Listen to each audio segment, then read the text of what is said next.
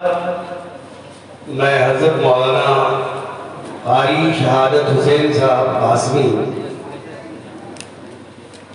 امام و خطیب مسجد بیت المکرم بلوی شریف سے گزارش کریں گے کہ تشریف لائیں اور اپنے مشورے سے ہم تمام سامعین کرام کو روائیں۔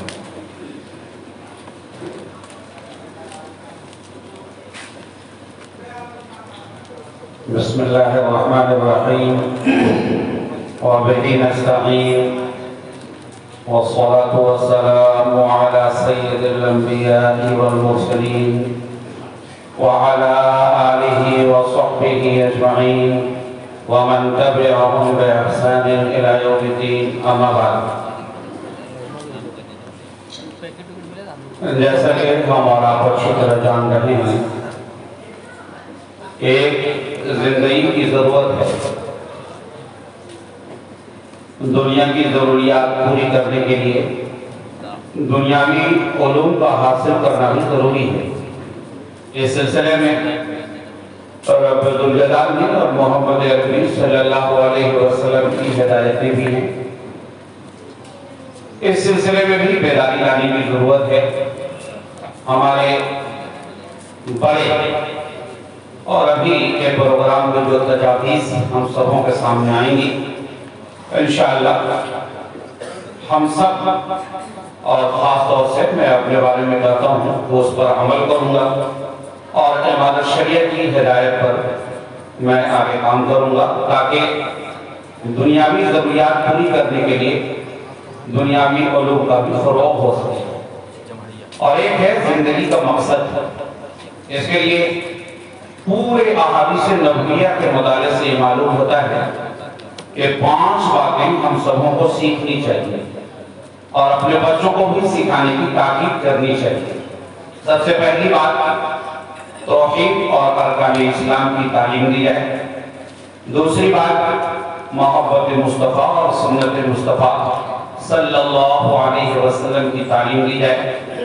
اور نمبر 3 قرآن مجید کی تعلیم دی جائے۔ نمبر 4 اخلاق و آداب کی تعلیم دی جائے۔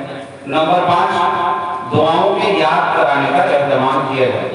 ایک مرتبہ سابق شیخ الحدیث حضرت مولانا مفتی سعید صاحب پالنپوری رحمۃ اللہ علیہ فرمایا کہ عمومی طور پر جو مدرسے کا ماحول ہوتا ہے وہاں تو فارسی زبان بھی ہے، عربی زبان بھی ہے، اردو زبان بھی ہے اور ساری زبانوں میں تعلیم ہو رہی ہے، لیکن عمومی طور پر یہ شریعت کے ذخیرے کو اردو کے بغیر سمجھنا مشکل ہے۔ اس سلسلے میں ہمارے مقادی میں چاہے میرا مکتب ہو چاہے دیگر مقادی ہو، 2 چیز کی کمی محسوس ہوتی ہے۔ اس سلسلے میں ہمیں بیدار ہونے کی ضرورت ہے۔ سب سے پہلی کمی تو یہ ہے کہ میں نے پہلے اس انداز سے پڑھا ہے کہ اردو باضابطہ کتاب پڑھائی ہوتی تھی اور اس کے بعد املا نویسی ہوتی تھی، زبانی لکھوایا جاتا تھا، تو اس سے بھی اردو کے اندر مضبوطی اور تقویت پیدا ہوتی تھی۔ اس سلسلے میں بھی کمی ہے۔ اور دوسری بات خوش خطی کے اعتبار سے بھی کہ باضابطہ اردو ہم کتاب پڑھ رہے ہیں، مطالعہ کر رہے ہیں، شریعت کی باتوں کو سیکھ رہے ہیں، حاصل کر رہے ہیں اور سب کچھ ہو رہا ہے، لیکن لکھنے کے اعتبار سے بھی کمزوری ہے اور خوشخطی کے اعتبار سے بھی کمزوری ہے۔ تو اس سلسلے میں بھی ہمیں بیدار ہونے کی ضرورت ہے۔